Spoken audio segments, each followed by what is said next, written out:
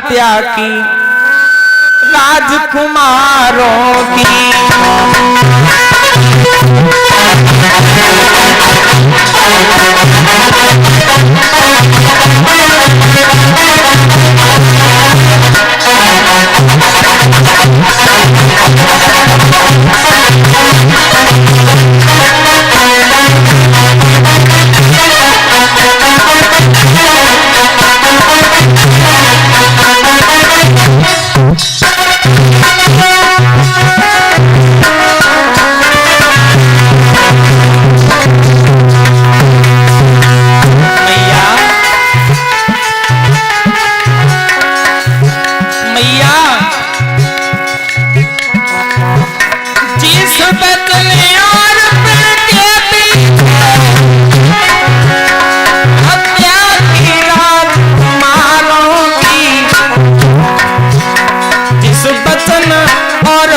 के पीछे गुर से भी मैंने फरमा दी थी।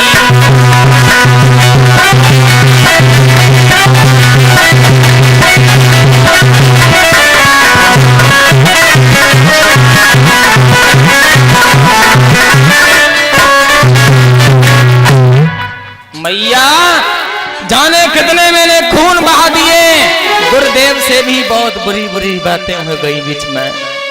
अब मुझे मजबूर मत करो मैया, समझ गई कि अब ये अपनाएगा नहीं, ये सत्यवादी है।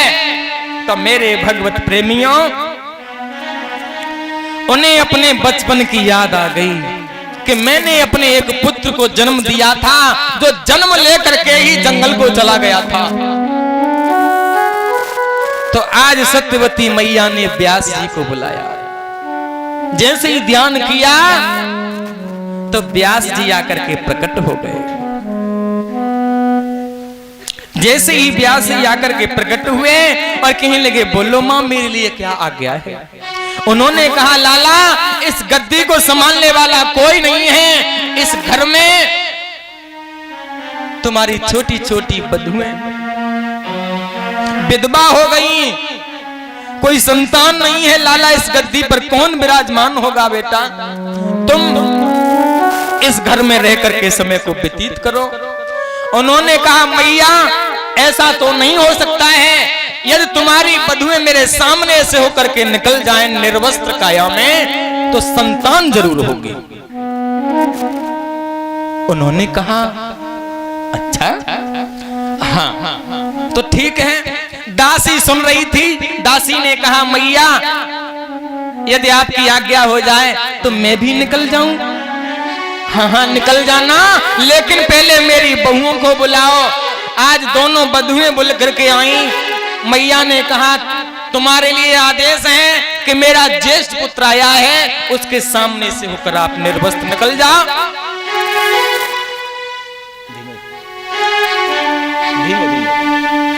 तो मेरे भगवत प्रेमियों, उन्होंने सोचा कि ये तो नहीं हो सकता हमसे, लेकिन क्या करें, वंश तो बढ़ाना है आगे। तो सबसे पहले अंबालिका आई,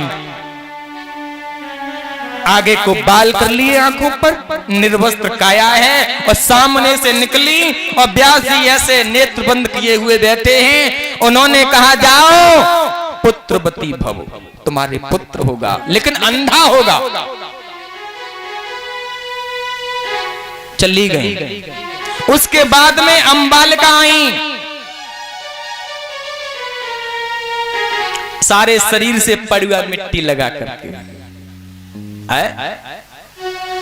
उन्होंने कहा, जाओ तुम्हारे भी पुत्र होगा। पांड रोग वाला पीलिया का मरीज, जाओ। वो भी निकल गई। दासी आई, हंसती खिलखिलाती हुई, जे जेठ ददाएं और झुझलाती हुई निकल गई सामने से होकर के। बुदबुदाती हुई जेऊ जेठ ददाएं बंगुन के सामने बैठे हैं, ऐसी बातें करती हुई निकली ना। तो उन्होंने कहा, जाओ तुम्हारे भी पुत्र पैदा होगा जिसका नाम विदुर होगा, आगे यश उसका संसार गाएगा। है चली गई। इतना कह करके अपनी मैया सत्यवती से आज्ञा लेकर के व्यास जी वहां से अंतर ध्यान हुए। मेरे भक्तों, समय को पा करके उन तीनों, दोनों रानियां और जो दासी थी ना, उन तीनों ने एक एक पुत्र को जन्म दिया।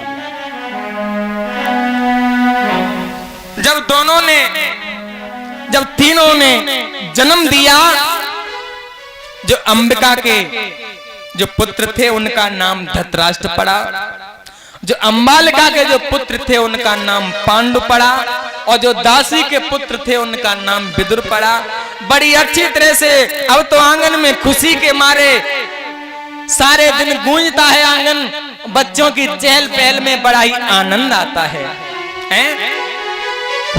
तो मेरे भगवत प्रेमियों, धीमे धीमे ये बच्चे अपने आंगन में हंसते खेलते बड़े भये। तो एक दो लाइन को कीर्तन बोल लो, जैसे मन वाणी शुद्ध हो जाए, है? उसके बाद में आगे भगवान की बड़ी विचित्र लीला दर्शाई जाएगी।